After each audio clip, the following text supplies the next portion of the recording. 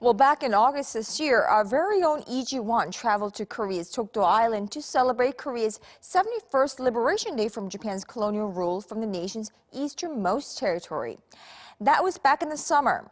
Now, a couple months later, on the brink of winter, our Lee Jiwon tried to revisit the island, but this time from Japan. Could you travel to Dokdo from Japan? Our news feature tonight with Lee Jiwon.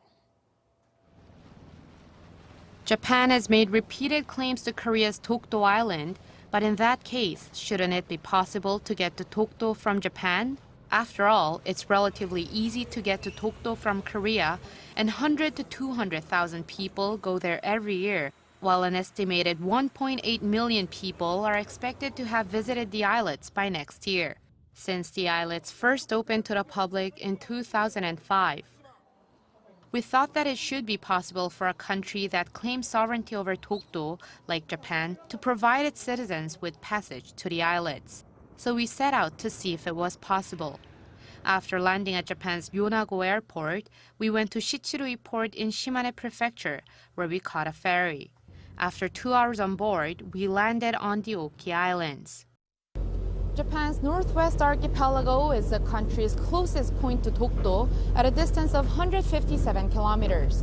And to support their argument that Dokdo belongs to Japan, posters and monuments on Dokdo are displayed around the island.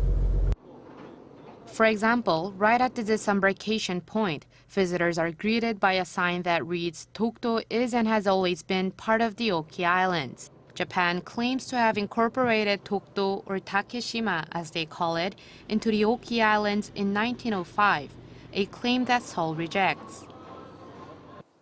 Dogojima is the inhabited island furthest from the Japanese mainland, and no cruise ships or ferries sail any further west from here. So we got onto a small fishing boat to see how close to Dokdo we could get. 今まで船で竹島に行ったことあるんですか？ないですね。で、ご先祖様とか昔はなんか100年前にメチっていうか取りに行ったって気がする、聞いたんだけど、聞いたことありますか？聞いたことはあるけど、実際行ったことある人は行ったこと知らない。知らない。テレビで話は聞いてたね。なるほどね。 But after getting about 14 miles from Dogojima, we had to head back because the waves were getting too high. 規制があるのはないんですか？もっと大きな船は行ってもは大丈夫ですよね。日本海だから。日本の領海ならねいいと思うんだけど、この船では必要がないこともないし、そんなことをしなくてもね漁ができるわけだから沿岸で。 In fact, Japanese boats can't get any closer than 12 nautical miles, or a bit over 22 kilometers from Dokdo. According to the UN Convention on the Law of the Sea from 1982, that's the limit for a country's territorial waters. A similar law was passed in Korea in 1977, whereby the Korean Coast Guard patrols the islets 24 hours a day, 365 days a year, within the 12 nautical mile zone. Now, even though we couldn't get to Dokdo from Japan, we visited several places on the Oki Islands that claim Dokdo is Japanese territory. The Kumi Takeshima History Museum displays a number of pictures and maps of Dokdo, as well as records of Japanese fishermen's activities on the islets. Our guide was Maeda Yoshihiki, a councilman who's contributed a great deal to getting the museum built and worked to raise awareness of Japan's claims to Dokdo to the Japanese people. He's also the person who put up the Dokdo billboard that reads, "Give back Takeshima and the sea."